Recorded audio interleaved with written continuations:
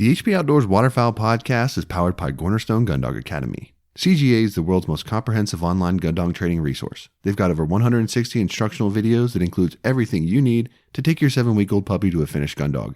Visit cornerstonegundogacademy.com to sign up for the free preview module and begin your training journey today. Cornerstone Gun Dog Academy, the most advanced gun dog training resource on the web. You are listening to the HP Outdoors Waterfowl podcast.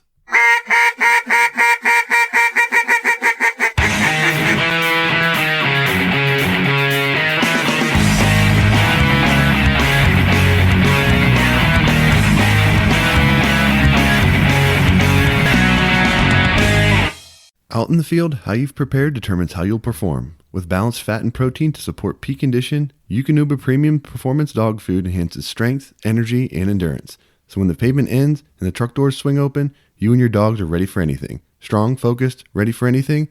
That's a HPOWP dog. Since 1898, Old Town has been building the most advanced, quality watercraft products to give you the very best experience on the water. Whether you're hunting, fishing, or enjoying a relaxing paddle on the lake, there's a boat for every type of adventurer. If you haven't seen it, check out their newest offering, the new grab-and-go watercraft designed to function as your boat, blind, and retriever. The easy-to-conceal, 11-foot 9-inch, 56-pound Solo Sportsman is the ideal craft for those in search of a stable, lightweight craft that's easy to paddle and even easier to transport or stash. Designed with the hunter and angler in mind, the Solo Sportsman is equipped with thoughtful shell, tackle, and tool storage, a comfortable and adjustable seat and foot braces, an accessory track, and rod holders. Check it out at oldtowncanoe.com/sportsman. Soundgear is offering a 35% discount to the HP Outdoors listeners for their instant fit industrial and shooter products. You can head over to soundgearhearing.com and use the promo code HPO35 to claim your discount today. Original design, select grade components, superior sound, and unparalleled service. 737 takes exceptional pride in producing the finest quality, best built premium calls in the market today. They're made right here in America, and they're offered only direct to consumers through their website. Shipping in the U.S. is always free, and international orders are also accepted online. A 20-day money-back guarantee and lifetime warranty accompanies every call purchased. 737 Duck Calls. Lead the flock.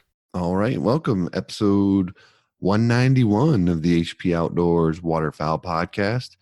I'm your host, Josh Palm, and we are your on-demand audio source for all things waterfowl and waterfowl hunting. Check us out at hpoutdoors.com. You can find us across all social media platforms, Facebook, Twitter, and Instagram. If you're a Facebook user, you can head over to our Facebook listeners group. And you can find our show across any of the quality podcast content out there, iTunes, Stitcher, Spotify, all the good ones. You can find our show. Joining me this week, as he always does, Dan Frushka. Dan, what's up, man? It's back.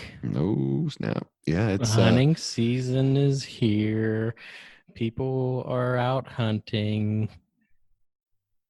I have to be honest, this season it really snuck up on me because I had a really busy summer with the project here at the house. So I was not like tracking it as much as I typically would be as the season approaches. So it did kind of sneak up on me, but I have to say I'm pretty happy about the amount of picks I'm seeing from people getting out and having success early on. Pretty sweet. I know you were able to get out and had a very good, successful opening day there in PA, which we'll talk about.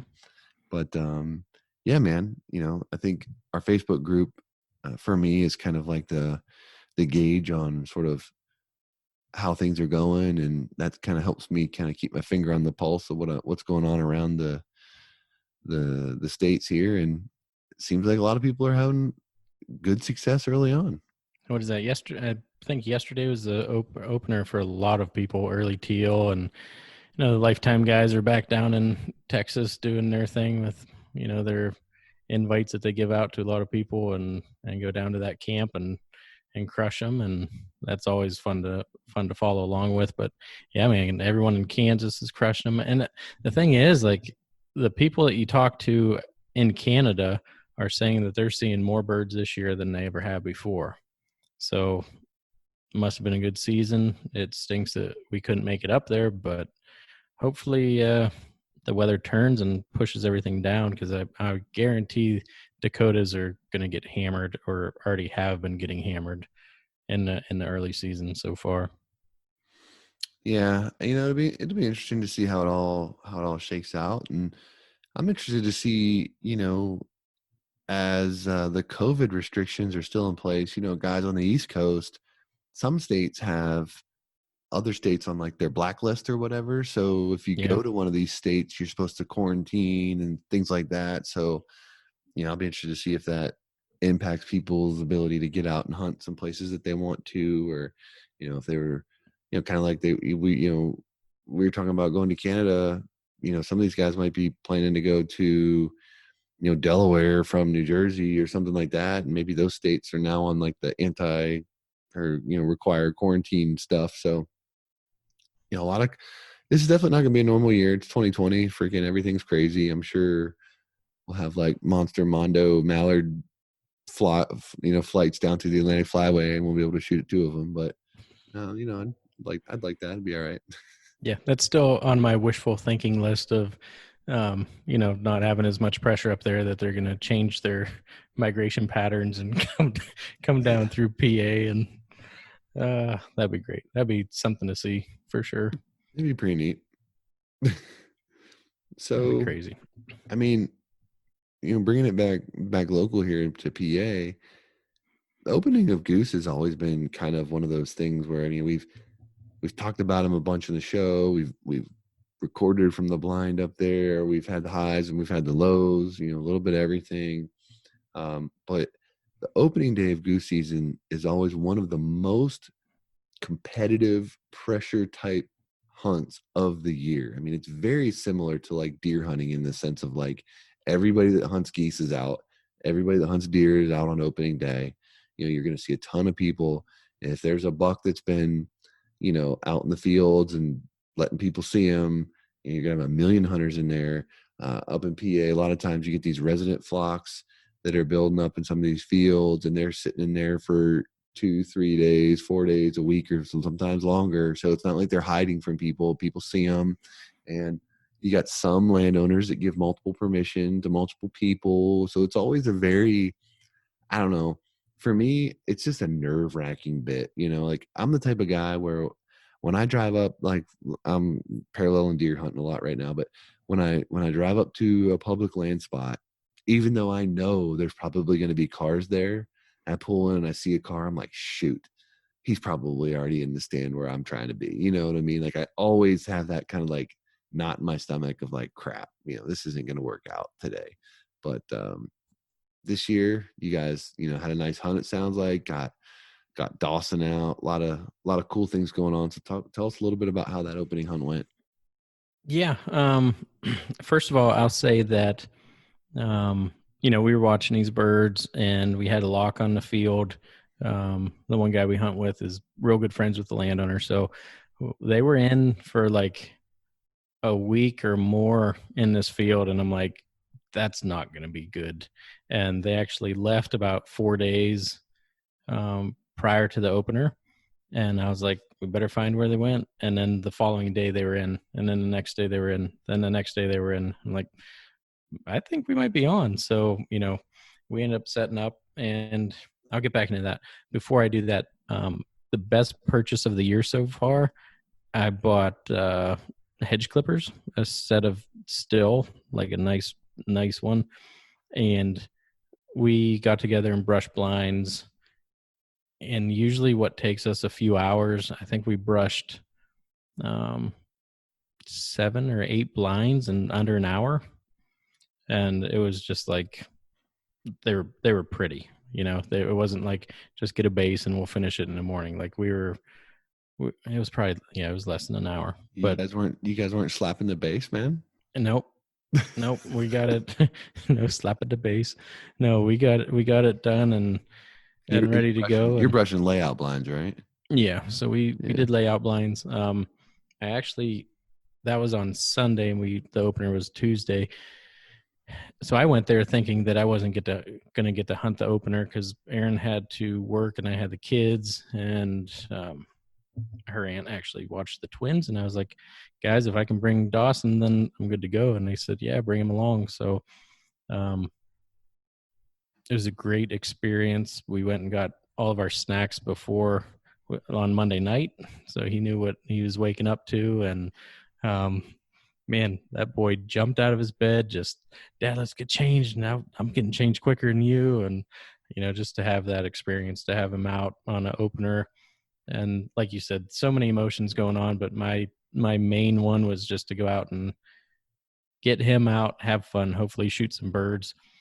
And for people in our Facebook group or Instagram, there were a couple videos that I took and I didn't shoot, and he absolutely razzed me. He was not happy that I was not shooting at birds. He's trying to count all the ones that I shot, and he's telling me I only shot 2 all day out of the 38. And I'm like, man, come on, Sounds about right. yeah, Truth yeah. hurts, I'm like, Dan. The I truth hurts, know. bro.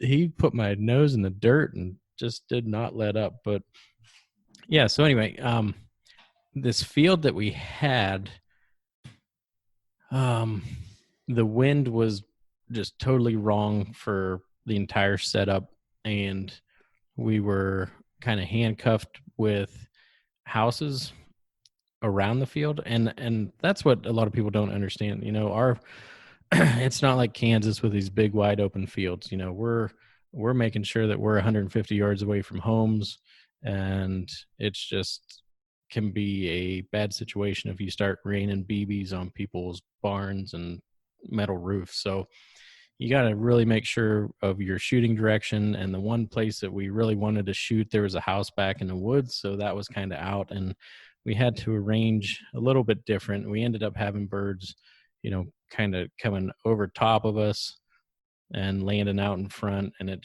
was tough. So for us to kill 38 birds, we did well shooting, but I think we could have made some adjustments. And I think that's the best thing, is just knowing that you're still learning, right? Every hunt that you go out, you're finding different ways to get things done. And um, we had a few 5 dozen dive bombs out, maybe, and some sleepers, some shells, and a couple full bodies. So we mixed it. We get a lot of questions about mixing decoys up, and we mixed it up and had a great day. So just trying to think. Dawson was in the layout blind with me, and Yeah, talk a little bit about that, because I was curious how you were going to hunt with him, and then when I saw your video of him being in the blind, I was really scratching my head how you were making that work, because those blinds that you hunt out of, from what I recall, they've seen a pretty rugged tour of duty, and they're kind of like, dude, they're so bad, pretty so banged bad. up. And I was like, man, how are you even functioning in there with Yeah. him? So he had his Sitka half choke timber bag full of snacks and Gatorades. Boy, the snack thing is getting a lot of play. I mean, there was a Yeah, lot it of is. snack talk that day. Dude, well, I mean, to get him up that early, he knew that he was coming into a lot of sugar first thing in the morning, right? So that was he doesn't get that too often, so he was pretty pumped. Then I had a camera bag, and then I had my full choke that I was using for my bag. So he just tucked into the side, and I was making sure that I was down a little lower than him as far as when I sat up. I was everything regarding my gun was way out in front of him. He's kind of looking over my shoulder, and he's laying. We're both laying tucked in there, and he's like, "Dad, birds, birds, birds!" And like, "I see him, bud, I see him." And "Dad, birds, birds!" And he's like, he's punching me in the side and stuff. I'm trying to call, and he's hitting me to make sure I'm seeing these these groups of birds flying over. And it was just a really cool experience to have him out. And then he'd go out and drag a couple back, and he's counting how many are ours. "Dad, are those ours? Are those ours?" I'm like, "Bud, yeah, I shot those." "You didn't shoot very well." And I'm like, "Oh, bud, come on, man. Like, I know I got hit my mic there. I know I got one or two, and it was just a really good experience. But like I said, I wish we kind of would have been on the side of our spread more than the end of it. I think we would have done a little bit better, but from where they were landing the previous night, it was kind of hard to decide where to set up. But like I said, 38 on the opening day, and like you said, usually there's just a ton of people, right? You hear banging all around. We didn't hear any other shots. And that being said, there was a group that was on the opposite side of the lake that ended up shooting in the 20s too. So, the birds kind of split up, and we got the majority of them, and it was just a great morning. So, What are you guys seeing for bird numbers right now? I mean, it has compared to previous years. Are they up, down? I mean, I remember the year that the last time I was up there and we had a tough hunt that opening morning. There wasn't much shooting going on that morning around us either, but we didn't see a ton of birds as well. So, are you guys seeing numbers or? yeah, there were, good size, probably 250, 300 hitting that field. So, I mean, for us, that's a great feed. That's a good feed, yeah. So now I have heard, like, where I live, the zone has went from one bird to five. I was gonna go there next. Yeah. Yeah. So there have already been fights, people just battling over fields, and it got to the point where, both people had permission, and instead of playing nice and hunting together, both people called the landowner, and landowner kicked everyone out of the field. So, neither one got to hunt, and I think that's a sad day for anyone involved, because then you're either out of a hunt or trying to get in somewhere late. Let me ask you that question. In that situation, would you rather the landowner only, like you as the hunter, would you rather not have permission than to have it duel with someone? Because, like we talked about, opening morning, that if birds are hitting those fields, the people are going to be there. And if you know that someone else has permission, do you even entertain that situation, or are you trying to find something else to hunt? See, it's difficult. If you have other birds, then you have that backup plan. And then, I mean, there were some fields that they were camped out for, a day and a half before the opener. So not just the night before, but like a night before the night before. So you're camping there 2 nights to hunt a field, which is out of my realm of. I mean, they're just thinking that they're going to light up the bands, though, right? That's what they're thinking. Yeah. So 38 birds, we didn't shoot any bands. Yeah, which I was a little nuts. surprised. I was a little surprised to hear that. Yeah, but there have been people just crushing birds around. So, moving on from that, the second hunt that we went out on, I took Dawson on that one too. That was the first weekend, and we get all set up, and there's just lightning, just everywhere. Storm coming in. We know we're gonna get hammered. Like I said, this lightning's probably 10 miles off, and then before you know it, it's 3 miles off. And I'm like, all right, the birds were supposed to be there at 7:15, between 7:15 and 8 o'clock. It's now 7:45, and the sky is getting lit up all around us. So I was like, guys, I don't know what you want to do, but I'm not going to have Dawson out in this. So I'm going to pack it up. And I think we had 6 guys, and two or three decided to stay. So we went back and got the truck. And as we're driving back to the field, group of like 30 birds come in, right? So they start knocking a few down. I'm like, oh man. So then we park the truck and wait. A couple more birds come, and then I was like, I'm just gonna get up there, get my stuff and go. Well, it didn't start raining real hard, but there was still some lightning, so I felt good about my call. And as I'm driving through the local town, I see another 100 birds on the stream, and as our other buddy drives by, he's like, those birds are gone. Well, then the next thing you know, you get a text with 2 bands, and those birds picked up and went right to our field, and they almost got the 2 guys. They ended up killing 9 birds, 9 of their 10 for a limit. Two bands. One was 7-year-old from Linesville, I believe, and one was a 3-year-old from Ontario. So wow. Yeah. So mixing it up, the family groups are kind of different, but yeah. So they had a good shoot. Hmm. Wow, that's interesting. I mean, I tell you what, I mean, 7 years for a resident bird is, I mean, that's pretty impressive because that Hmm. I'm assuming that was not in the zone near your house, right? So I mean Right. that bird was banded at Linesville, but he's probably doesn't live there anymore. You Nope. know, he's got pushed out of there. So that's an impressive because I mean, around Linesville, you could probably survive if you lived in you know at the management area, Yeah. but out there in the real world, 7 years is a good run. Yeah.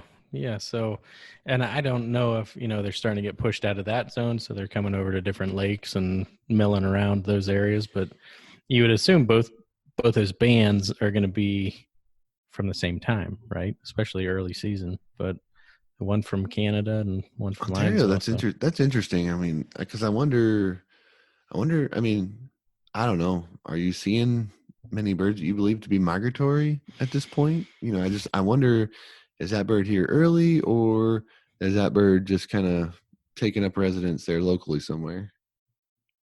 um, difficult to say, but there have been, um, other guys that hunt around here, and they definitely are shooting into migrators. So, Yeah, yeah.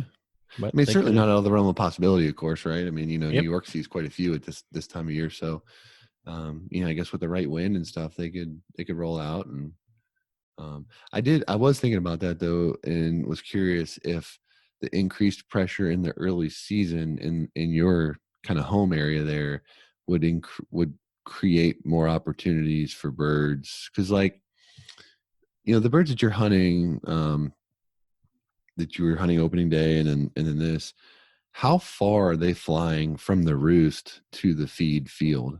Would you say? Would you say? Mm, that's probably within 3 miles, Yeah. three, And 4 miles. do you think that the birds in your home area are going about the same distance or less?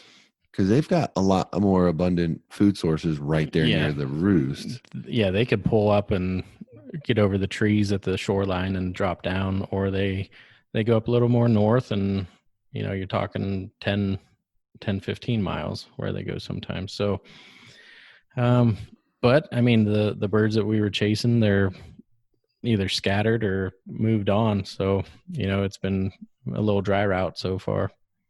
That tends to be how the early season goes up there. You know, you get like a week or two of good hunts, and then those local birds that have been on their patterns all summer and stuff kind of get broken up, and then it's kind of hit or miss until it seems like maybe towards the end of that September month, you tend to get like another hunt or two where they sort of get back in enough of a pattern where you can get some. You're probably not getting those 250 to 300 bird groups, but maybe like you get 100 in the field here or Right. something like that. You can make a good finish on it there. And then um what what's the season schedule looking like for you guys? I mean, do you roll right into ducks in October, or did they change it this year? Still the same. I think I'm not sure when the early season ends, but then early October we start up with duck. So Usually it's like the last Saturday of the month. It's like the 20th or yeah, 25th or something like that, right?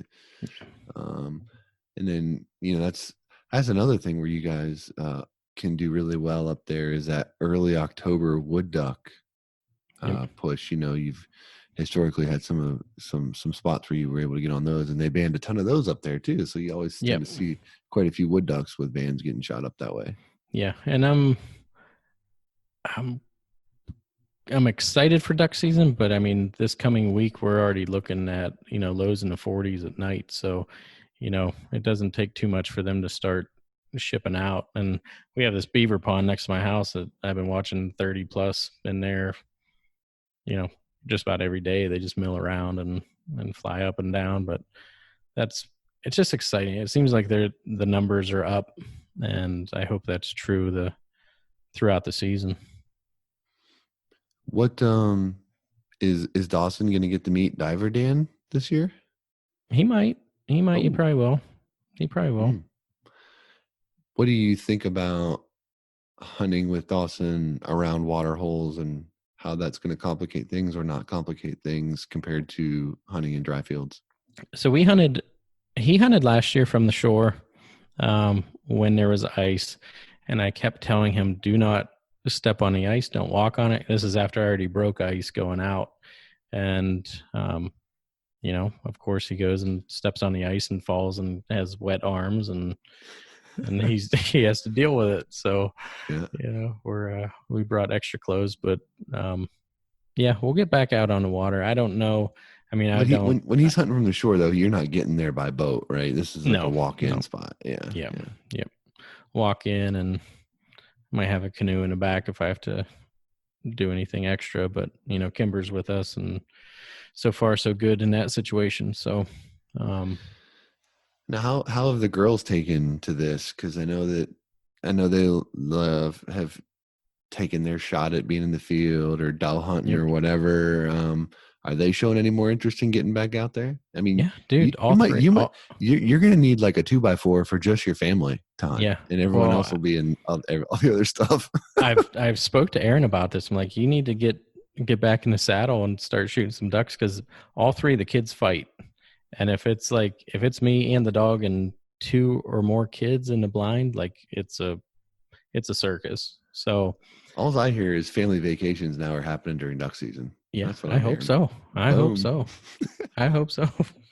So I need to get the wife on board, but besides that, the kids are ready to go, man. They're fighting about time to be in the blind. So we'll see. But yeah, Yeah, that's awesome. old piney walk up spots. I mean, the thing is, I just want to get them out, but they literally get mad if I don't shoot birds. They get mad at Yeah. me.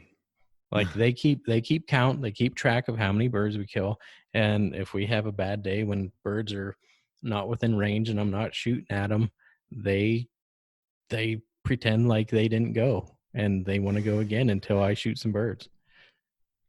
Well, I mean, at least they're engaged and Yeah, they're into it. So that's one benefit. yeah, A good and thing. that So the way my work schedule is now, I have a couple 2 days a week where Dawson's with me, and I plan on getting out before I have to get my work done. So we'll be hunting this fall. yeah, yeah. I wish I had better spots that were easier for me to get to because my kid's doing 100% virtual learning right now. So it would potentially give us some flexibility to maybe get some hunts in, but he still has to be, they still have to be on at a certain time and take attendance and all this crap. So it's tough, and we don't have anything close by that we can hunt. So I kind of was limits wondering how us in you were that doing sense. that, if he has to log in at a special time or a Yep. certain time.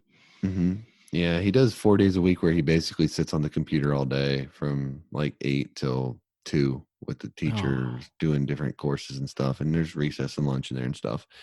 But Mondays are like kind of on your own days. So they get into their morning meeting, take attendance, talk about what they're supposed to be doing and all this stuff. And then they have like about an hour worth of work on Mondays. And then Tuesday through Friday is pretty much regimented on what they're doing. So, I mean, it's tough. It's tough for a 9-year-old to sit there and not fidget and be engaged. But it's there are less distraction. It's not like he's screwing around with his buddies in right. school and stuff. So there's benefits and drawbacks to both. Um, I mean, obviously, I'd much prefer him to be in school in person, but hopefully that opens up here soon. And it felt So one weird. I thing mean, I sorry, was going to say, I was just gonna say this weekend felt weird. I mean, we got NFL football games on, we got college football games on. I'm watching baseball. It felt kind of normal, and then I realized, crap, my kid has to go to school tomorrow morning in the kitchen. so weird. Yeah, luckily we're still in school. I read one thing where, and I'm not sure where it was, but the school district was asking parents not to be in the room while they were teaching, and I think it was more of like a security type issue of seeing other kids in their homes or something like that. I didn't know if that has been brought up at all.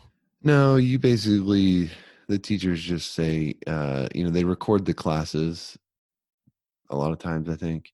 And they just basically said, if you have concerns about your kid or your home being recorded, like turn your camera off. and it won't be recorded, but they want the camera on so that they can try to really, to the extent that possible, engage with the kid, or at least like be able to measure, like, are they engaged in this activity? Is it, how are they learning right now? It's important that they need that feedback. So um, And they've got is it Zoom to where you can see all the other kids?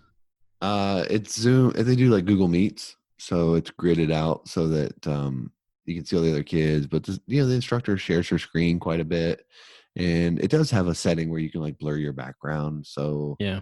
you can make it where they can't really see with any detail what's around you and that kind of stuff. So, but unfortunately, I did get an email this weekend where they had kids getting into the wrong classes, and like online somehow getting into wrong classes and dropping like profanity and Yeah. other inappropriate terms and things like that. So that's really unfortunate. And I don't know if that was more of like a middle school, high school thing or what that was, but I hopefully that I was talking to someone who said that their friend's kid, whatever, he was in his class, and some kid just started going off on a teacher, just cussing, and they ended the entire class. And I was like, why didn't they just kick the one person out or mute them? Like that should be able to happen, right? But they yeah ended the entire class, and so he was like, what do I do? yeah I don't know. I mean, compared to where we were at in the spring when virtual learning kind of was thrown on them, clearly they've done more to prepare, and they're in a better Hmm. spot now than they were, but it's definitely not perfect and they're still working through stuff. So I don't envy them. I mean, it's tough. Like I said, I'd like to see these kids get back in school and start trying to resume some normalcy here, but um And you're till not that supposed to comes. till January, right? So yeah, I mean, the initial thing was, through the end of the year, basically. But I have heard rumored that they might be entertaining something in October potentially, because basically the way that they broke the classes out initially, when you registered for school, you either had to pick 100% virtual learning, or you could pick the hybrid model, which we would go to school 2 days a week. So the kids that selected hybrid model are all in class together now, so that when they could switch to a hybrid model in October, as an example. So my son's class has 19 kids in it, and basically he would go 2 days a week with no more than 10 kids in the class with him at any given time, so that they could have their own space and stay distant. So I don't see why that wouldn't work. I Yeah. mean, we've been playing baseball all summer. Freaking 9-year-olds on the baseball field are all over each other in the dugout. I mean, it just is what it is. I think in a classroom, they could easily separate and effectively go to school at least 2 days a week. Yeah. But again, we just have a different environment here than what you guys have. We have way more cases, and it's just a different beast in that regard. So they're going to be cautious, and they're going to be, you know, slow to go back to it. And of course, I don't want to see anybody get sick or anybody have any issues, but um, you know, it's out of my control, obviously, and we're just gonna have to go with what Yeah. we get. So And it's, the, it's almost, there are some positives, right? He doesn't have to wear a mask all day. Like my yeah, girls are there, they're wearing a mask all day long. It doesn't matter. They have half of the gymnasium is for the cafeteria, so they can spread out far enough for the kids to eat. And there's like yep, barely any interaction. Like, it's just bad. Like, Kelly came home the nurse called, and she's like, your daughter has a pretty significant rash on her face. And, we've been we buy just packs of face masks for them to take extra ones, take 3 extra ones to school, whatever. But I'm sure there's some that haven't been washed that she just grabbed or whatever. But the nurse is like, there's been a lot of kids that just have rashes from wearing these face masks all day long. They're hot yeah, and sweaty, and so dealing with that. And I'm like, well, do I need to come get her? And she's like, no, I'm just going to put some Benadryl cream on it and give her a fresh face mask and send her back. I'm like, all right, this is all crazy, but whatever. yeah, yeah. My daughter is now back in daycare as well, so that's interesting. None of them have face masks. I mean, she's two, gonna be two this winter, so she's hands in her mouth constantly. All so we'll see how that goes. I'm almost anticipating, not if but when that I mean, every happens. parent I talk to, they're like, yeah, we expect about 2 weeks of school and then being, virtual learning, which They better do something about internet around these parts because people won't be able to do it. Well, yeah, and I mean, if they're not prepared and not been preparing, it'll be a disaster because I mean, Yep. you just can't do this on the fly. There's just too many moving parts to figure it out. And then some people just don't have internet, so they're, potentially can go to a place and congregate and have internet. Yeah, well, our school district, if you don't have internet or means to get internet, they give out Wi-Fi hotspots. Is that what they're doing? Yeah. So people have everyone gets a Chromebook if you want it. They give you Wi-Fi hotspots if you need it, kind of thing. And and they do have kids in the school, but it's like basically kids where it's like English is their second language or something like that. So those kids are currently in the school. So hopefully they're working it out maybe there where they can see how it could be feasible to get more kids in there. I don't know, but yeah. I still don't know how like special needs are getting taken care of. Like if they're trying to do that online virtual, are they doing that virtual? No, or is that I in think person? I think a lot of them are in person. Yeah. I think that would just be very difficult. I've thought about that a lot, and any kind of speech classes, stuff like that would be tough. I mean, and that's the thing. I tell my son last year when we did this, it was like, okay,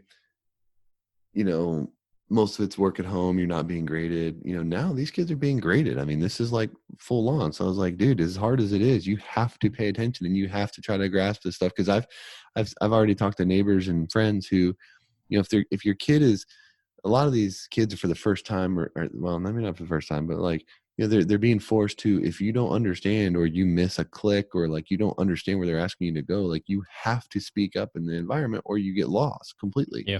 So a lot of these kids are just getting lost. Then they're just sitting there on their hands, not knowing what to do. And most of them are wearing headphones because like my daughter's running around screaming. So I try to give my son some like privacy so he can focus. Right. But I can't hear what the teacher's saying. So if he's lost, I can't help him, for the most part. So it's like, if they're not willing to speak up, and a lot of kids at that age are nervous or scared to, they don't want to look dumb or sound silly. Yeah. It's tough. So, but I mean, maybe it's just a sign of the times. Kids have got to kind of grow up a little faster today, it seems like, than they did, in past times, but I don't know.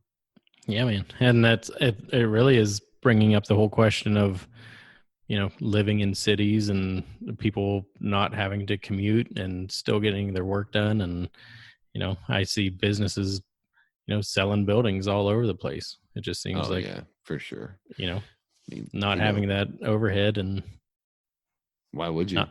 Not losing 2 hours out of your life driving to and from work. So yeah, I think it'll be difficult getting people back to work and, just trying time. So we'll see what happens. But anyway, it's awesome seeing all these birds hit the ground. It's awesome seeing elk hit the ground, caribou. We've seen a guy shoot a wolf not too long ago, just in the last day. And, hunting season's back, and it's been what a lot of people have been waiting for, besides being the negative Nancy that we talked about in our unwritten rules.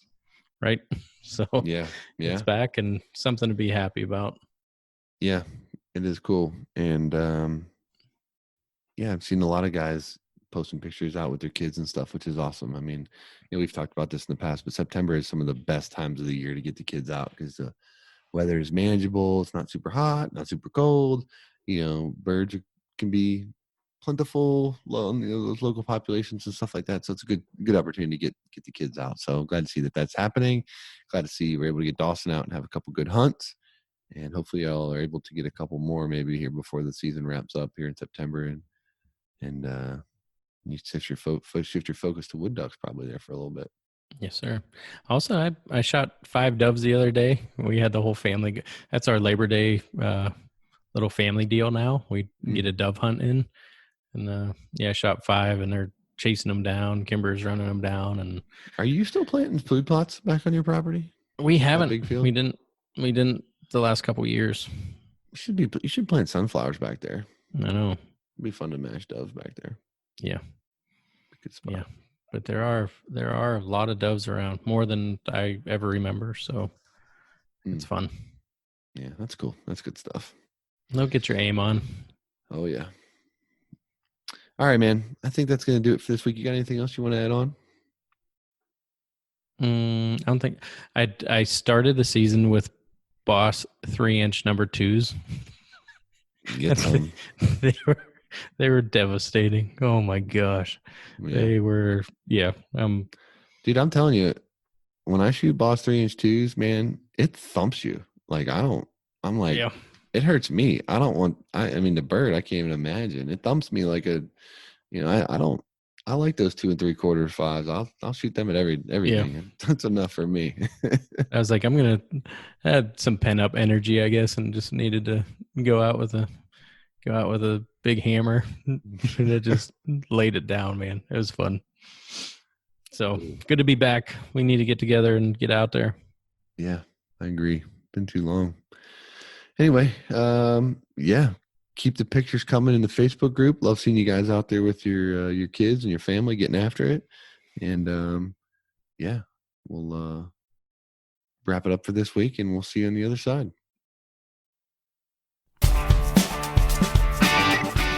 That's going to do it for this episode of the HP Outdoors Waterfowl Podcast. If you're new to the show, head over to iTunes, check out some of our past episodes, and while you're there, leave us a 5-star rating and review. It's the best way for like-minded hunters just like you to find our show. Check us out on social media. Check us out over at hpoutdoors.com and anywhere you can find quality podcast content. That's going to do it for this week. Till next time, for Dan, I'm Josh. Take care.